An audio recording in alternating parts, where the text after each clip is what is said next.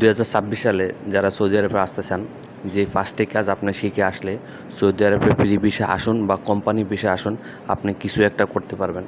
আজকে আপনাদের সাথে শেয়ার করব যে 5টি বিষয় আপনি সৌদি আরবে আসলে আপনি কখনোই বেকার হয়ে থাকবেন না।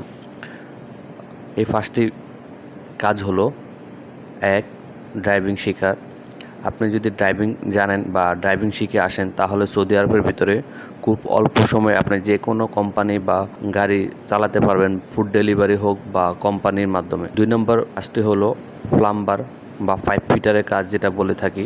পাইপ ফিটারের কাজ জানা থাকলে আপনার সৌদি আরবে খুব সহজেই ভালো একটা বেতনে চাকরি পেয়ে যাবেন। 3 নম্বর কাজটি হলো ইলেকট্রনিক। যারা ইলেকট্রিকের কাজ জানেন বা আপনার ইলেকট্রনিকের কাজ জানেন, তারা খুব সহজেই ভালো বেতনের কাজ পেয়ে যাবেন সৌদি আরবের ভিতরে। 4 নাম্বার কাজটি হচ্ছে আপনার মোবাইল সার্ভিসিং।